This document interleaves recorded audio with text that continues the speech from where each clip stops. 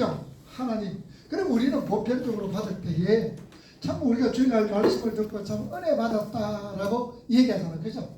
은혜. 여러분 은혜하고 감동하고 차이가 뭘까? 감동은 개인의 생각일 수 있고요. 개인 생각. 네. 은혜는 은혜는 하나님을 높이는 거다. 하나님을 높이는 개인의 생각, 그리고 하나님을 높이는. 그러면 중요한 것은 내가 은혜 받았다, 감동 받았다 나타나는 삶의 차이가 뭘까? 은혜는 이웃을 사랑할 수밖에 없는 상황이 되는 것 같고요. 네. 감동은 뭐 그냥 감동받고 그래, 감동받고. 같다는 생각이. 다른 분들은 어떻게 생각해요? 감동 받는 거하고 은혜 받았다는 거 차이가 뭘까? 우리 은혜 받았어. 참 그런데 보편적으로 우리가 은혜 받았다 그러면 어떨 때 은혜 받아요? 예배 드릴 때. 네? 예배 드릴 때. 예배 드릴 때인데, 예배 드릴 때 우리가 말씀을 주로 받으면 은혜 받았다 그러잖아. 그죠? 은혜 받았다. 그러면 어떨 때 우리가 은혜 받았다고? 눈물 날 때. 눈물 날 때. 근데 감동일 수도 없을까? 객관적으로 어떤 게 상태가 좋아졌을 때. 좋아지는 상태. 자기의 죄가 보일 때 은혜 받는다. 죄가 보일 때에 감동은 감동 실적인 변화. 실적인 심적인 변화. 마음의 변화. 느낌. 진리와 상관이 없어요. 네? 진리랑 상관이 없어요. 감동은 생기는 전혀 상관. 진리와 상관없어요. 자, 우리가 여기서 참 은혜 받았다라고 얘기하면 대체로 감동 받았는 걸 은혜 받았다라고 또 표현할 수 있을까 없을까? 있죠. 있어요. 우리 보편적으로 은혜 받았다 그러면은 내가 듣고 싶은 소리일 때예요. 내가 듣고 싶은 소리가 들릴 때에 주로 은혜 받았다라고 얘기하는 경우도 많죠. 그죠? 저 얘기 참 내가 듣고 싶었는데 그러면은 목사 은혜 받았습니다 라고 얘기하는 거예요. 근데 그게 은혜가 아니고 감동이 될 수가 있다고 해요. 자, 여러분 쉽게 우리가 은혜 받았다라고 얘기하면 반드시 뭐가 나오냐? 행동이 뒤따라져야 돼요. 행동. 이해되죠?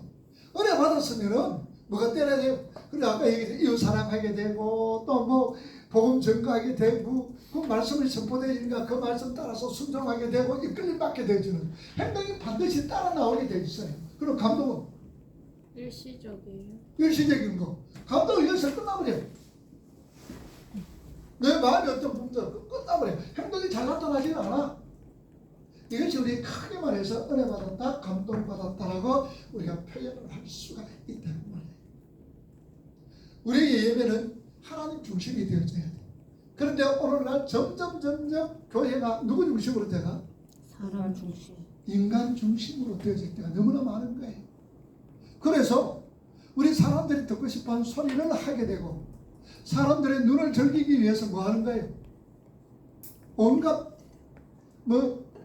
미디어를 통하여서 그리고 또 나와서 워십이라든지 또 잘하는 찬송 잘하는 성악가를 불러서 독창을 시킨다든지 어떤 부분들 이것은 엄밀히 따져가 예배 시간에 물론 하나님께 영광 돌립니다라고 얘기하지만 앉아있는 우리 교인들의 귀를 즐겁게 하고 눈을 즐겁게 하는 어떤 면에서는 우리 인간들이 중심이 되고 인간들이 듣기 좋은 소리, 인간들이 보기 좋은 그런 어떤 영상들을 떼우는 경우들이 오늘 얼마나 많은지 몰라요. 여기서 우리가 예배에 쏘가서 예배는 중심은 정말로 하나님이 되셔야 돼요. 그럼 우리가 듣고 싶은 소리는 어떤 소리 들어야 돼요? 하나님 듣고 싶어. 어떤 소리? 예수 십자가 소리 들어야 되잖아. 예수 십자가. 그래서 다른 얘기 할 게 없는 거예요. 다른 얘기 들어서도 또 안 되고. 자, 오늘 우리 여러분들이 예수님의 예화 속에서 참 오해를 하고 잘못 이해를 하며 교훈적으로 받아들이는 경우들이 너무나 많아요. 그 신뢰가 여러분들 선한 사마리아 사람. 그건 여러분 예수님께서 하시는 말씀 속에서 선한 사마리아 사람들의 비유를 왜 하셨을까? 그 비유 비유의 중심이 뭐겠어요? 왜 예수님께서 이 비유를 하셨어요? 행함. 그러니까 너희들 가서 해라, 이렇게 해라라고 행함으로 받아들였지. 자, 과연 그것이 예수님께서 그렇게 행동해라라고 이 비유를 말씀하셨는지 우리 오늘 그거 한번 공부해보자는 얘기예요. 자, 누가복음 찾아봅시다.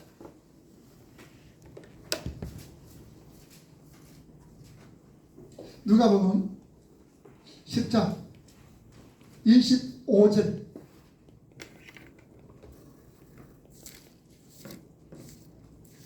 자, 누가복음 10장 25절부터 우리가 37절까지 우리 같이 한번 읽어볼까요?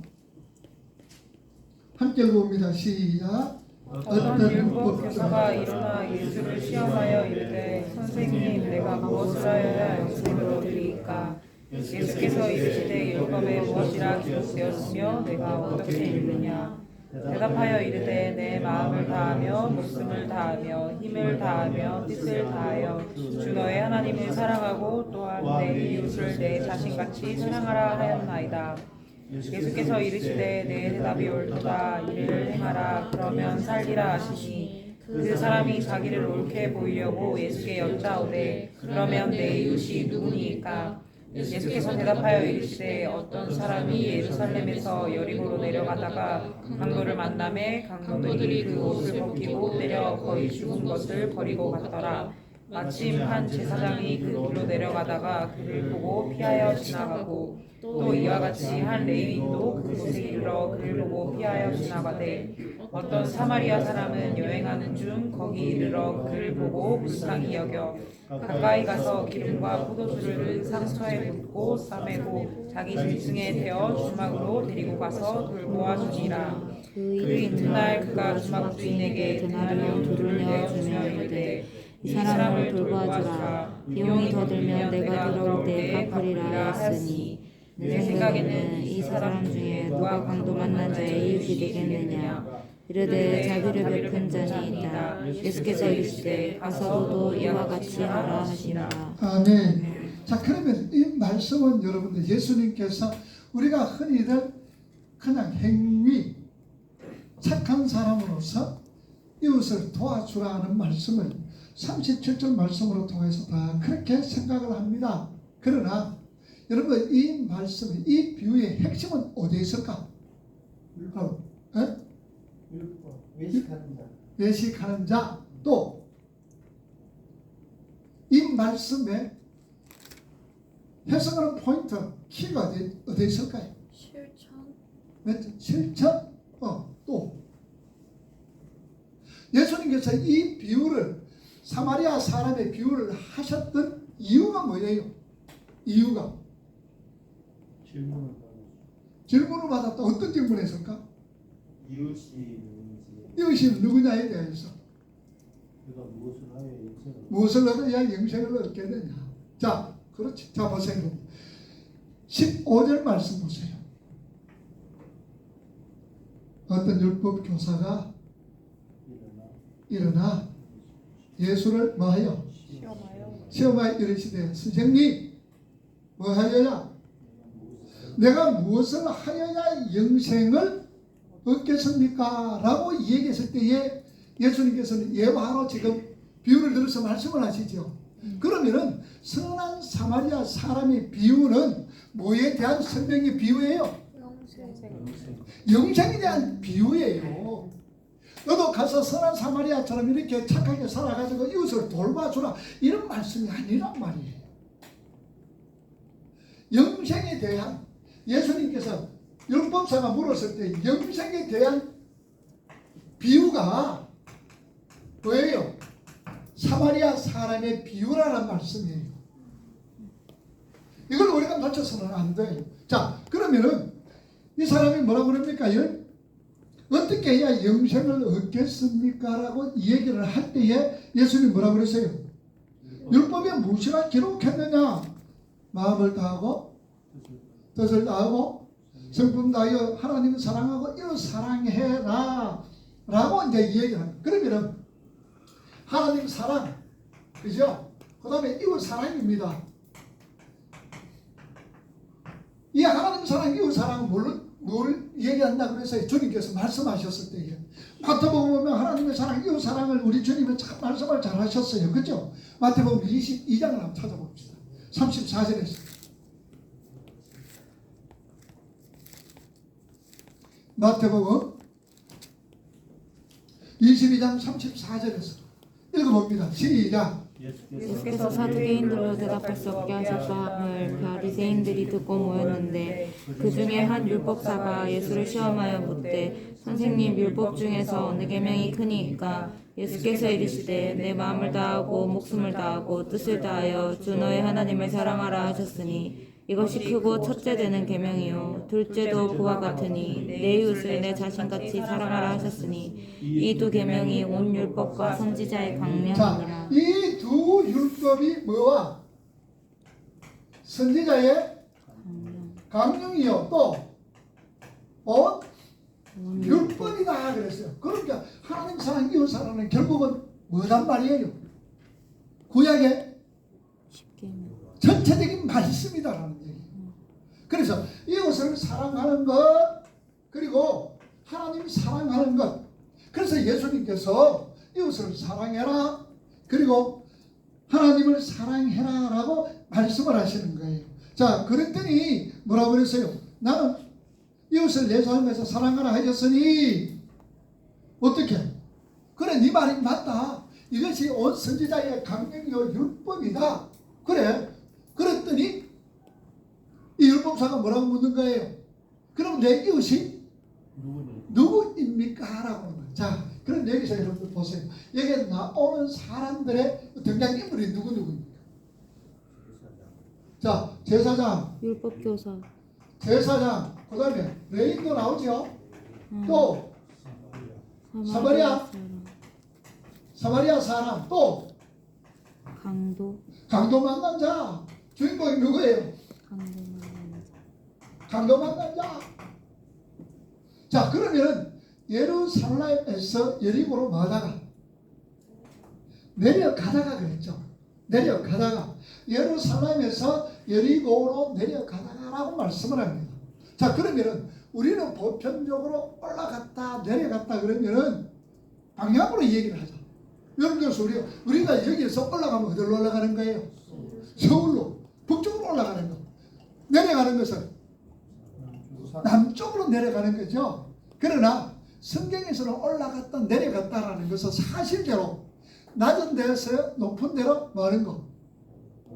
올라가는 거. 그리고 높은 데서 낮은 곳으로 내가 갈 때는 내려가는 곳이라고. 그러면 이 사람이 지금 어디로 가는 거예요? 예루살렘에서 어디로? 여리고로 가지요. 여리고로 내려가더라 그랬잖아요. 그러면은 예루살렘은 고도가 800이에요. 800. 여리고는 마이너스 200이에요. 그러면 고도 차이가 얼마나 돼요? 1000이라는 게 되는 거예요. 1000.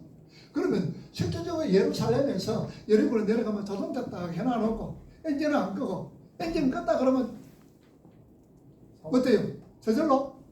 내려가요? 그냥 움직인다면은 시동 끄라고 또 이상을 끄고 잘못 ปุ๊ 박으니까 시동을 켜놔서 그러면 악셀을 안 밟아도 내려가는 거예요. 그래서 우리가 말하는 올라갔다 내려갔다라는 것은 방향적으로 얘기하는 것이 아니고 동서남북 얘기하는 거예요. 우리는 서로 올라갔다 북으로 올라가는 거예요. 남쪽으로 내려가는 거예요. 그러나 성경은 높은 데서 낮은 곳으로 내려가는 거, 낮은 곳에서 높은 곳으로 올라갈 때에 올라간다라고 표현을 한다 그 말이에요. 자, 그러면은 여기에서 우리 예수님께서 강도 만난 자는 누구이며 그 다음에 제사장, 레인들, 사마리아 사람들 이 등장인물을 얘기를 합니다.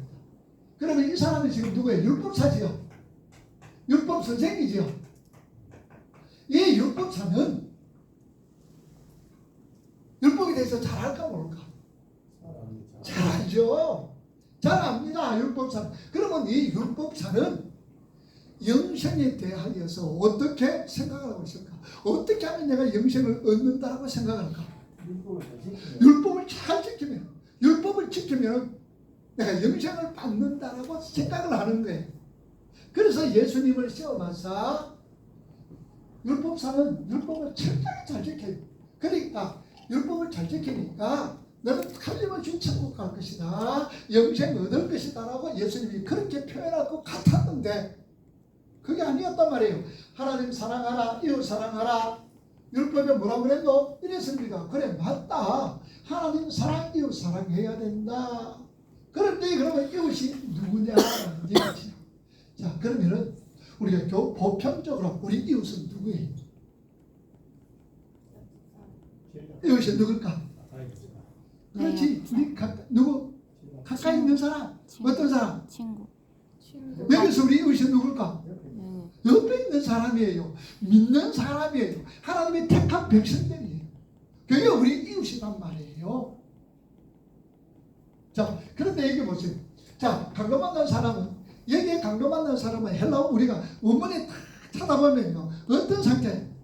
헤미다테스란 이 말은 누군가의 도움이 없으면 살아날 수 없는 상태. 누군가가 도와주지 않는다면 이 사람의 생명은 끝나는 상태다라는 얘기예요. 자, 그런데 이 사람을 누가 구했어요? 강도받는 사람을 누가 구해서? 사마리아. 제사장이 구해서? 사마리아 사람이 구했다라, 그렇죠? 자, 그러면은 제사장과 레위인은 그 당시에, 예수님 당시에 어느 정도로 몇 명이나 있었을까? 여러분 한번 생각해 보세요. 제사장과 레위인이 예수님 당시에 몇 명 정도쯤 된다고 생각해요? 네? 몇만 명 됐다는 얘기. 몇만 명? 네, 또 다른 분들은? 예수님 당시에 제사장과 레위인은 12,000명 정도. 12,000명. 이 사람들은 많은 사람이에요. 성전 지키. 많은 사람들인가? 제사 드리고 그 다음에 제사 드리는데 도와주는 사람들이지요. 이런 사람들이 12,000명 정도 되다라는 얘기. 자, 그러면 여기서 오늘 우리가 생각할 것은 이 사람이 예루살렘에서 어디로 가다가 여리고로 내려갔다. 그러면 이것을 갖다 우리가 주로 어떻게 해석을 하느냐? 어떻게 해석했어요? 제사 드리고 돌아가. 언제 이 사람 강도 만난 사람? 강도 만나는 사람, 예루살렘에서 여리고로 내려갔더라는 이런 예배를 같이 들고 내려가는 사람. 예배를 같이 드리고 네, 성도라는 성도라는 사람. 보편적으로 우리가 그 할 때 예루살렘은 신앙의 자리, 여리고는 불신앙의 자리, 이렇게 해석하시는 분들, 설명하시는 분들도 없잖아, 있죠? 그래 안 들었습니까? 예루살렘에서 여리고로 가는 게 신앙의 자리에서 나락으로 떨어졌던 사람들, 이렇게 표현할 수가 있다. 그러나 그건 아니에요. 그건 아닙니다. 아까 얘기했지만 예루살렘에서 여리고로 내려갔는데 이스라엘 지도에는요, 전번에도 제가 한번 지도를 얘기했죠.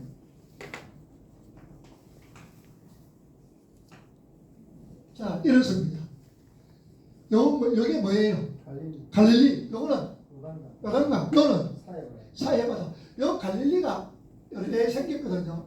그 요거는 얼마나 돼? 이게 길어요? 남북이 길까? 동서가 길어요? 갈릴리가. 여러 개가 길죠. 요거는 8km, 요거는 21km예요. 동서는 몇 킬로? 8km. 남북은 몇 킬로? 21km. 그래서 여러 생겼어요. 여기 8km, 여기 21km. 자, 그런데 여러분들 여기 보면은 갈릴리를 갖다가 호수예요, 바다예요. 호수. 그런데 성경에는 갈릴리 바다라고도 표현하죠. 어떨 때는 긴날의 호수, 갈릴리 호수 그러기도 하고 갈릴리 바다라고 얘기하잖아. 그지? 바다라는 소리 못 들었어요? 들었어요. 들었죠? 그러면 왜 갈릴리를 호수라 그러기도 하고 바다라고 그랬을까? 이거 파도 때문에 하지 않을까요? 파도? 네? 바람이. 바람. 또 왜 바다라 그러고 왜 호수라 그랬을까? 실질적으로 갈릴리는 호수예요, 바다예요? 호수. 호수죠. 왜냐? 바다는 물이 어때? 짜지. 그런데 갈릴리는 민물이란 말이에요. 그러니까 실제적으로는 갈릴리는 호수지만 근데 바다라고 그래. 그러면 약간 뭐 풍랑이 뭐 바람이 불고 이래서가 아니고 어원적으로 그렇다는 얘기예요. 어원적으로 이 갈릴리 호수를 히브리 말로 뭐라 그러냐면 얌이라 그래요. 얌. 그 다음에 브레이크란 말이 있어요. 브레이크. 이 두 글자가 있어요. 그러면은 이게 지중해예요. 지중해. 맞죠? 이 지중해를 뭐라 그러냐? 얌이라 그래요. 얌. 사해 바다를 얌이라 그래요. 얌. 그리고 갈릴리 호수를 얌으로 표현하는 거예요. 얌. 그러면은 얌이란 말과 브레이크란 말이 다르다는 얘기죠. 그럼 여러분 한번 생각해 보세요. 지중해도 얌, 사해 바다도 얌, 그 다음에 또 갈릴리 호수도 얌. 그러면 브레이크는 무엇이냐? 얌은 무엇이냐라는 얘기예요. 이 브레이크는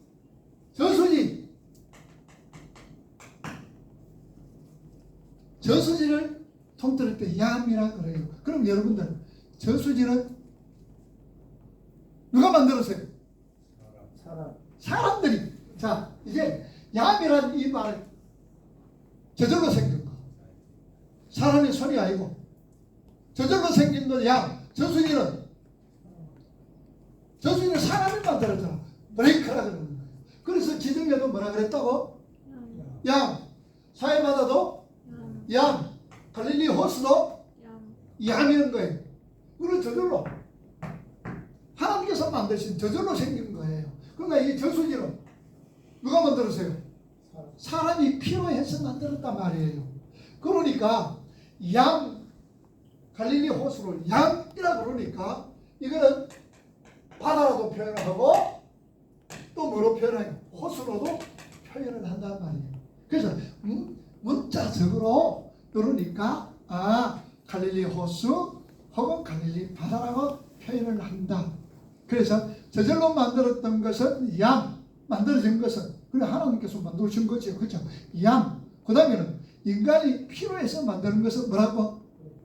브레이크라. 그래서 갈릴리 호수를 브레이크라 그러기도 하고 얌이라 그러는 거, 저수지다 그러고 바다다 그러고 호수다라고도 하는 거예요. 자, 그러면은 이제 내려가 강도 만난 자. 근데 12,000명이 레인이 있었단 말이에요. 자, 그러면은 한번 물어봐요. 구약에 레위인들 제사장들이 이렇게 돌아가면서 제사를 진대를 했죠. 진대를 한 거예요. 자, 그러면은 제사장들이 조를 맞춰서 하는데 1년에 며칠 정도 일을 했을까? 예루살렘에서, 성전에서. 얘를 보람시킨다는 보름? 어떻게 생각했어? 보름이. 순보를 정해가지고 그러니까 승부는 몇 차? 몇 번? 24번이 정확히 모르겠습니다. 네, 맞아요. 24반차잖아. 그러면은 1년을 24반차로 나누었을 때에 1년에 며칠 일하면 한 번씩 돌아가는 거예요. 1년에. 그러니까 한 달에 1년은 12달이잖아요. 그죠? 12달인데 24반차니까 2분의 한 달이단 말이에요.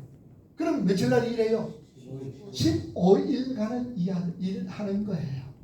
자, 그러니까 15일간 일을 하고 그때 가는 거예요. 그런데 강도받는 사람이 있어. 이 강도받는 사람들은 어디 있는 사람이냐? 여리고가 여기 있거든요. 여기에. 그 다음에 예루살렘은 여기 있어요. 그러면 여기로 지나가는데 이걸 갖다가 뭐라 그러냐? 유대 광야라 그래요. 유대 광야.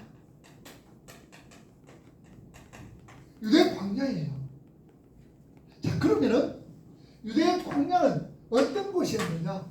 누가 여기에 유대 광야에서 다윗이 시를 쓸 때도 23편 시를 쓸 때도 유대 광야가 나오는 거. 그게 내가 사망의 엄침한 홀짜기로 다닐지라도 해만든 것은 두려워하지 않는다. 왜? 주께서 나와 함께 하신다. 바로 이걸 얘기합니다. 그러니까 사망의 엄청난 꼴짜기가 이제 광야란 말이에요. 여기는 누가 사느냐?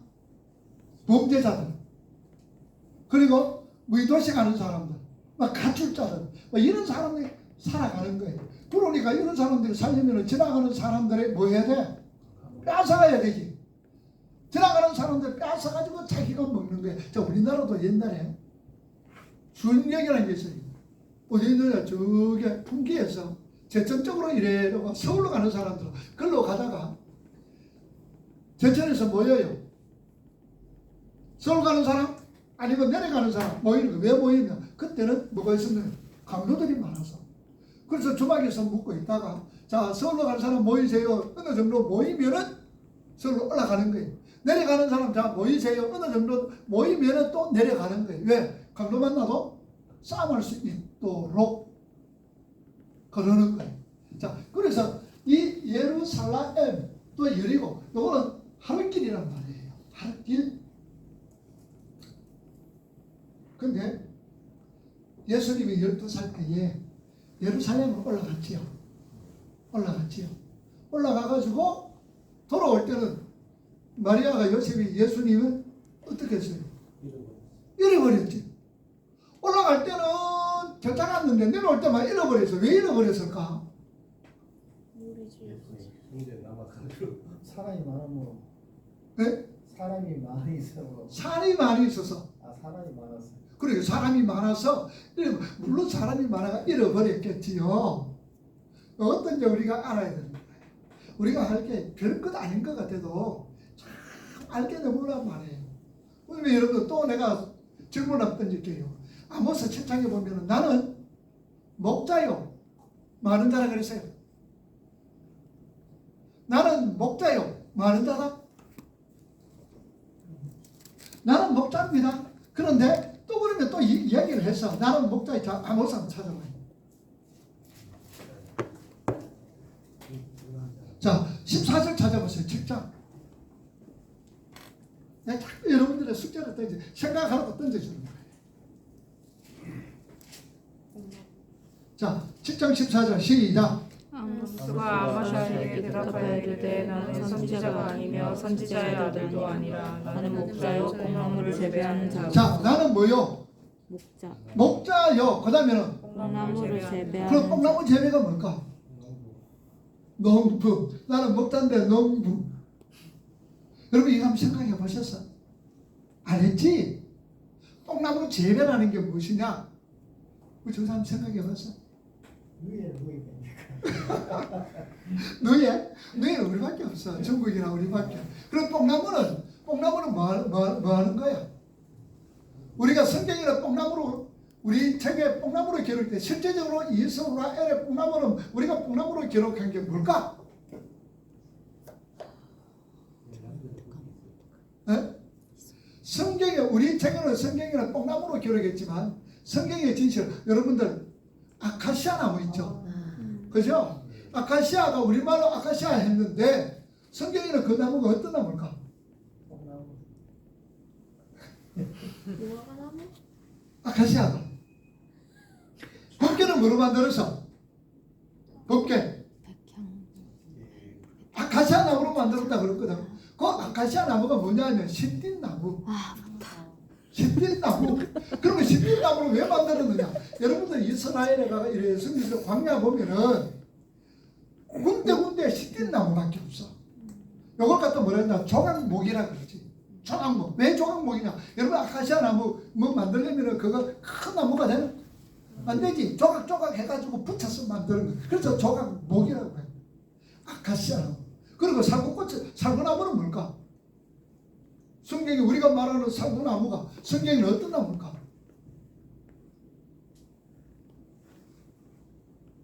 성경의 살구 아몬드. 살구나무가 뭐라고? 아몬드란 말이에요. 근데 우리나라 아몬드 있나?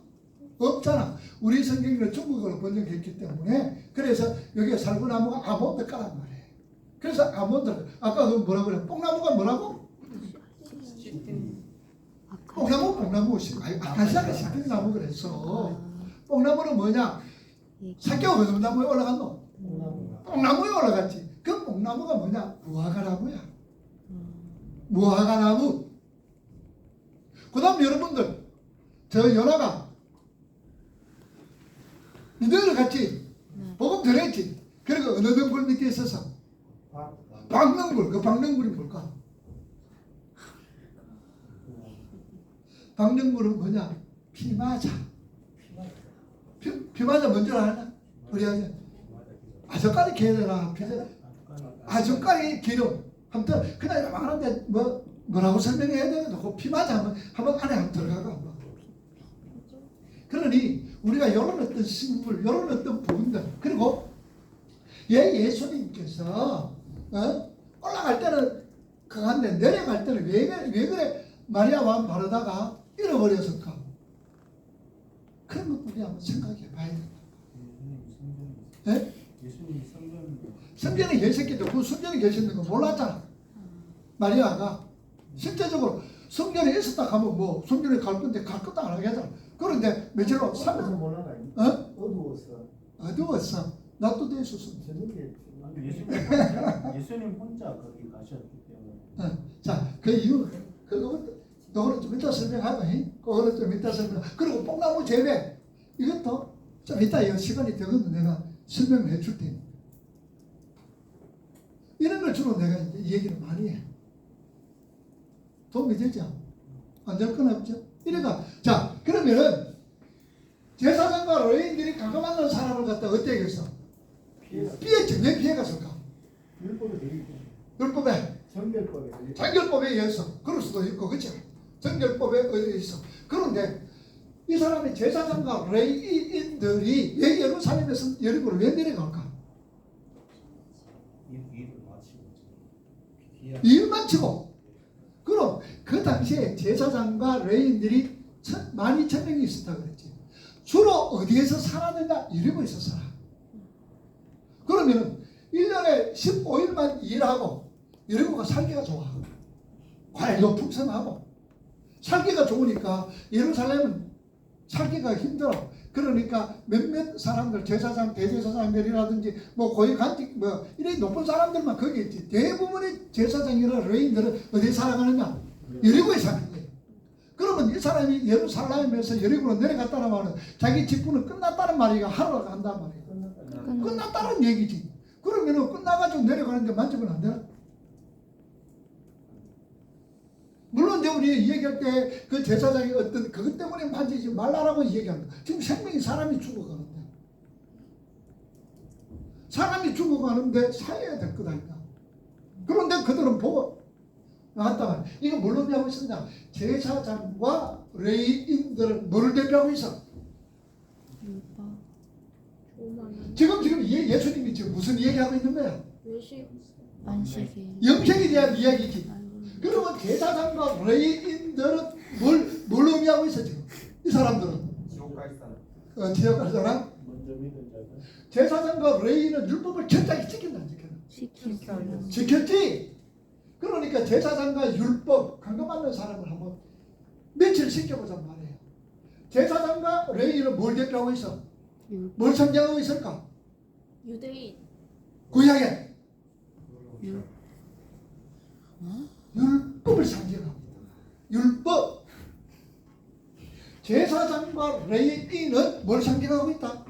율법을 상징하고 있단 말이야. 그러면은 이 사람들이 그냥 지나갔다라는 말은 무슨 말이야?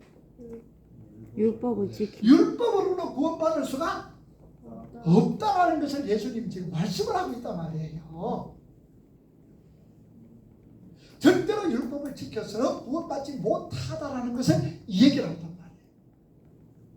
그러면은 이 율법사가 제사장과 레위인이 지나가서 그 다음에는 이 율법사는 누가 나타나기를 고대하고 있었을까? 누가? 이 강도 만난 자를 레위인과 제사장을 지나가서 그 다음에는 이 율법사가 기대하기를 등장인물이 누굴까라고 기대를 한단 말이에요. 누구라고 기대할까? 유대인들. 자기의 동족 유대인들이 지나갈 것이라고 그렇게 기대를 하고 있었는데 예수님 누구를 얘기해보세요? 사마리아. 사마리아 사람. 그 당시에 사마리아 사람은 유대인들에게 어떤 대접을 받고 있어? 계치급 받았지. 이방이 제한받았고, 그래서 유대인들과 사마리아 사람들이 밥을 먹으면은 이거는 돼지고기 먹는 거고 똑같이 취급을 해가지고 아예 취급을 안 하는 거야. 멸시하는 거야. 왜 그래서? 그 사람들 유대인들이 왜 사마리아 사람들을 그렇게 봤어? 혼혈됐기 때문에. 그게 그러니까 이게 갈릴리 지역이잖아. 여기가 무슨 지역? 사마리아 지역. 여기는 유다 지역이잖아. 그러면 여기 갈릴리 있는 사람들이 예루살렘으로 올 때는 어디로 온다 그랬어? 비켜서. 요래 해가지고 이리 온다 그랬지. 예. 왕이 대로로 통하지. 그리고 올라갈 때도 요래 올라가는 거예요. 절대로 일로 통하지 안 해. 왜? 개같이 생각하니까. 그러면은 사마리아 사람이 강도만 자를 구원했단 말이에요. 그죠? 그러면은 사마리아 사람들이 그 당시에 사람들에게 어떤 대접을 받았느냐? 어떤 대접? 개 취급받았지. 그럼 여러분 가만히 생각해봐요. 이 땅에 오셔서 개 취급받은 사람이 누구야? 예수님. 이 사마리아 사람을 누가 얘기하는 거야? 누구를 얘기하는 거야? 예수님이란 말이에요. 나밖에 말할 자가 없다. 구할자가 없다. 그러면 강도받는 자는 누구라? 택한 백. 강도받는 자는 누굴까? 죄인. hor을 저와 여부는 하나님이 택한 백성들이란 말이에요. 이제 이해가 돼? 예. 이해가 돼? 예. 그러면 이 사마리아 사람이 그 당시에 얼마나 천대받고 얼마나 미움받고 개처럼 취급받았다면 우리 예수님 이 땅에 오셨을 때 어땠었어요? 이런 취급받았죠. 이사야 53장에 보면 예수님 모습을 잘 기록해 놔서 예수님의 모습이 어땠어요? 한번 찾아볼까요? 이사야 53장을 찾아봐요.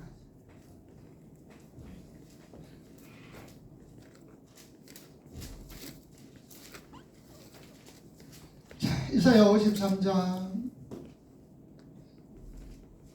2절부터 1절부터 읽어볼까? 우리가 이사야 53장 1절부터 시작. 우리가 전한 것을 누가 믿었느냐? 여호와의 팔이 누구에게 나타났느냐? 그는 주 앞에서 자라나기를 연한 순 같고 마른 땅에서 나온 뿌리 같아서 몸 모양도 없고 흠채도 없은즉 우리가 보기에 흠모할 만한 아름다운 것이 없도다. 3절. 그는 멸시를 받아 사람들에게 버림받았으며 강도를 많이 겪었으며 질고를 낳은 자라. 마치 사람들이 그에게서 얼굴을 가리는 것 같이 멸시를 당하였고 우리도 그를 귀 여기지 아니하였더라. 4절. 그는 실로 우리의 질고를 지고 우리의 슬픔을 슬픔을 당하였거늘 우리는 생각하기를 그는 징벌을 받아 하나님께 맞으며 고난을 고난을 당한다 당한다 하였다. 하였다. 그가 그가 찔림은 우리의 허물 때문이요 그가 상함은 우리의 죄악 때문이라. 그가 징계를 받음으로 우리는 평화를 누리고 그가 채찍에 맞음으로 우리가 나음을 자, 얻었도다. 그러니까 예수님은 이 땅에 오서 볼법이 있었나 없었나? 없었어요. 사람들이 시험에 쓰림바 되었다는 거 얼마나 못생겼길로 사람들이 그 얼굴 보고 돌렸다는 얘기. 그만큼 못생기고 왔어. 그리고 종합병원으로 오신 거예요. 많은 질고를 지고. 그러니까 이 사마리아 사람이 바로 누구를 상징하느냐? 바로 예수 그리스도를 상징하고 있단 말이에요. 이 사람이 살리는 거예요. 그래 강동하는 사람은 누구냐? 우리 택한 믿음의 사람들. 그러니까 우리는 어떤 상태여서 어떤 누구가 도와주지 않는다면 어떤 상태? 죽은 상태. 그래서 이번에서 2장 1절은 뭐라? 죄와 허물로 죽었던 너희 둘이다라고 얘기하는 거예요. 그리고 에스겔 37장에는 우리 상태를 갖다 어떤 상태? 마른 뼈가 같다고 그랬어요. 아주 생명이 있는 소망이 없고 희망이 없는 그런 자였다. 그러니까 강도 만난 자 이 사람도 뭐라고 그래서 누군가가 도와주지 않으면 죽는 자란 말이에요. 죽는 자인 거예요. 그래서 예수님께서 사마리아 사람으로 등장해서 강도 만난 자 이렇게 고쳐주시면서 치료해 주시면서 이사 율법 사이를 뭘 얘기하는 거야? 너희들은 어떤 상태다? 그렇지. 율법으로 구원될 수가 없어. 우리는 모두가 강도 만난 사람이야. 오직 구원자는 나야. 라는 것을 율법사에게 이 얘기를 하는 거예요. 자, 그랬더니 이제 예수님께서 뭐라 그러셨어? 가서 뭐 하라는 얘기예요? 너도 이같이 해래 라고 예수님은 말씀을 하는 거예요. 그래서 우리 이웃은 누구냐? 바로 예수 그리스도의 은혜를 깨닫고 하나된 교회, 구원의 은혜를 깨닫고 하나된 공동체, 그 은혜 속에서 우리 지체들 대하는 것, 그게 이웃을 사랑하는 것이다, 그 말이에요. 예수 그리스도의 그 구속의 은혜를 깨닫고 하나님의 그 사랑을 깨닫고 함께 은혜 속에서 살아가는 그 사람들이 내 이웃이요, 그 사람들을 위하여서 기도하면서 함께 나가자라는 일. 그게 오늘 선한 사마리아 사람의 예수님께서 하셨던 비유의 요지다라는 사실이에요. 그래서 성경은 예수 그리스도 구속에 대하여서 이 얘기를 하니 다른 얘기하는 것 아니에요. 어떤 교훈적으로. 자, 그 다음에 여러분들 보세요. 누가복음 10장 38절.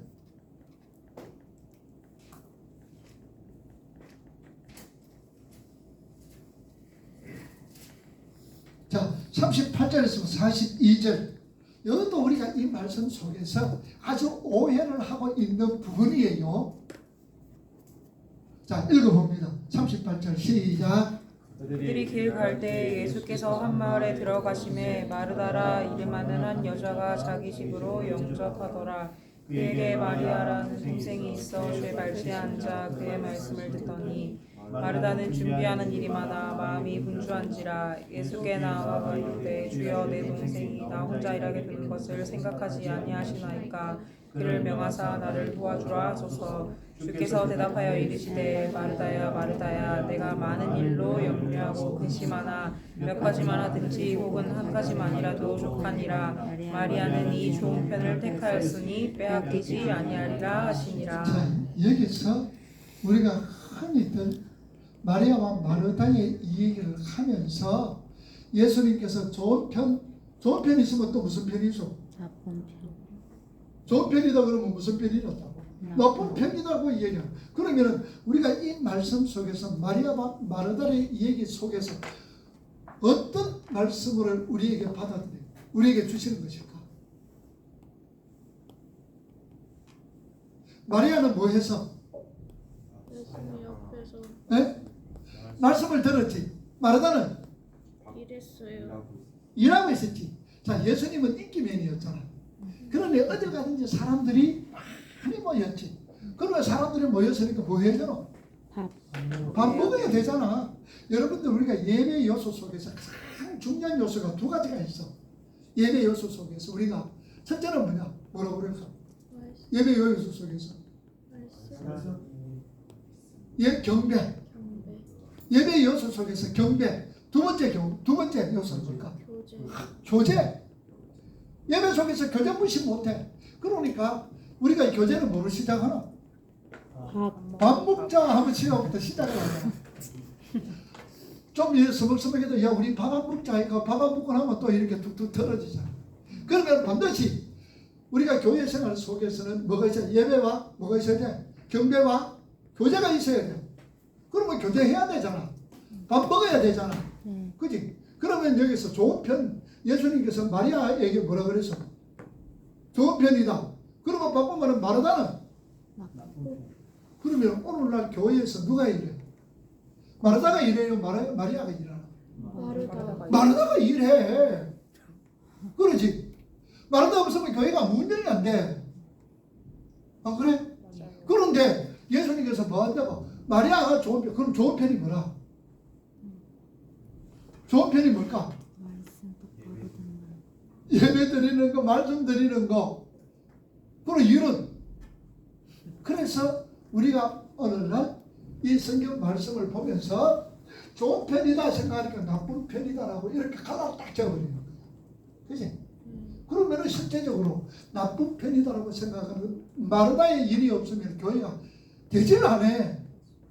교회 일은 누가 해? 마리아가 하나 마르다가 하나? 마르다가 하는 거야. 그러면 이게 뭐냐는 거야. 좋고 나쁘냐? 이걸 얘기할까?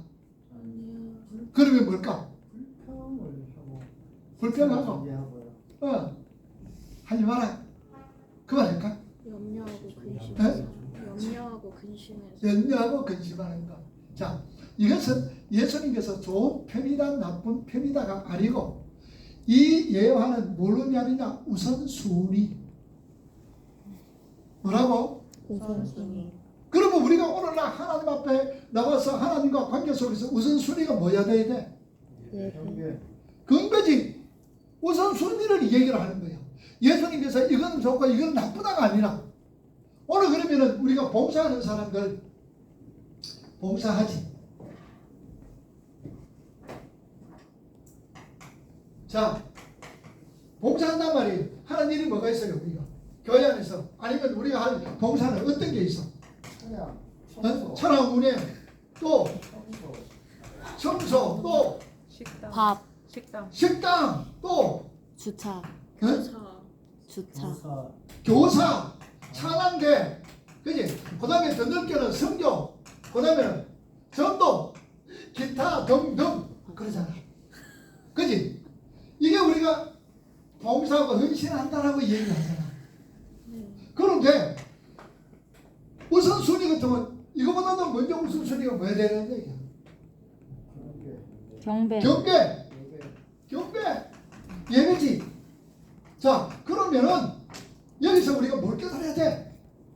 예배하면서 우리가 주일마다 하나님 앞에 나와 예배하면서 뭘 깨달아야 되는 걸까? 뭘 느끼고 가야 될까? 그럼 뭘 다짐하고 가야 될까?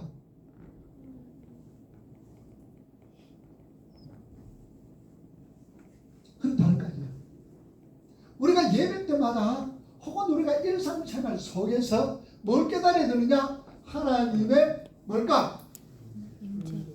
하나님 사랑, 그 다음에 예수 그리스도의 십자가 은혜,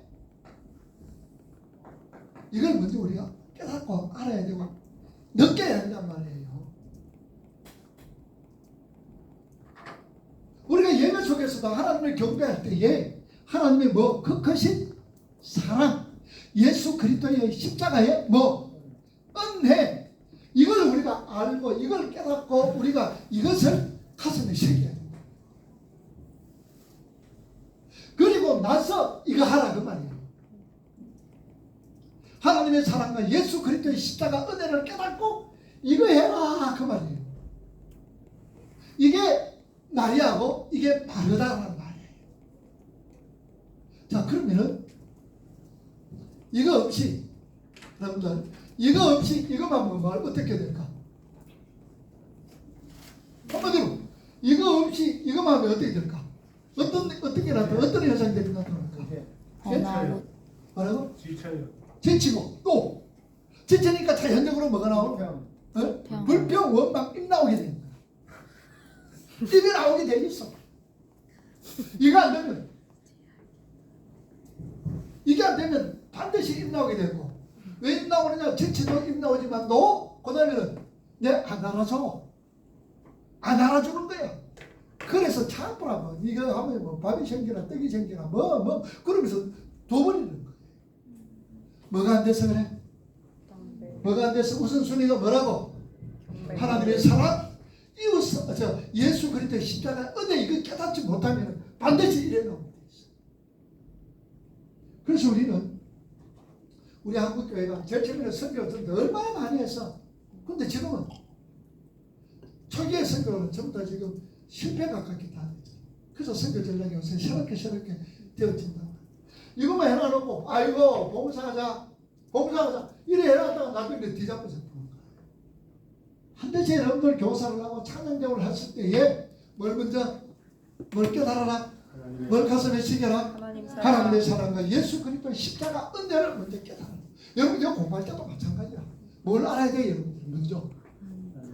하나님의 사랑과 예수 그리스도의 십자가 은혜를 여기서 듬뿍 깨닫고 가란 말이에요. 그래서 여기서 깨닫고 그 다음에 예수 사랑, 하나님의 예수 그리스도의 십자가 은혜, 하나님의 그 사랑, 십자가의 은혜를 어디 가서 우리의 삶과 입으로 증가하게 되죠. 그거 하기 위해서 여러분들 이거 있잖아. 이거 못 깨달으면 안 돼. 이거.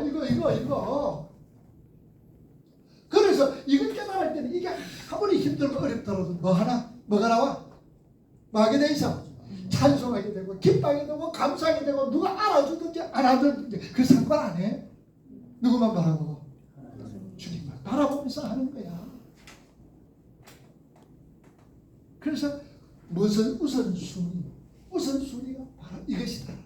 그래서 마리아와 마르다의 이 사건은 예수님께서 좋은 편 나쁜 편이 아니다. 무슨 순위? 우선순위. 우선순위가 먼저 정립이 되었잖아. 그래서 이거 없이 이래 했다가는 뭐 하는 거야? 자기 자랑이잖아. 자기를 나타내는 거잖아. 이게 무슨 신앙이라 그래서? 자기를 나타내고 자기 자랑하는 건 무슨 신앙? 라우디게아 교회의 신앙? 무슨 신앙? 미지근한 신앙이 바로 이것이다. 그러니까 미지근한 신앙은 입으로는 뭐하노? 주여 주여 하지. 그러니까 주의 이름으로 봉사하고 헌신하고 충성도 하고 주의 이름으로 섬겨다고 했습니다 라고 이야기할 때 주님 뭐라고 그러셔서 이 불법에 가는 자들아 나는 모른다 이 자식들 그러게 되는 거야. 실컷 내놔놓고 욕부지기 얻어먹어. 뭘 깨닫지 못할 때에 하나님의 사랑과 예수 그리스도의 십자가 은혜를 깨닫지 못할 때에 그런 거야.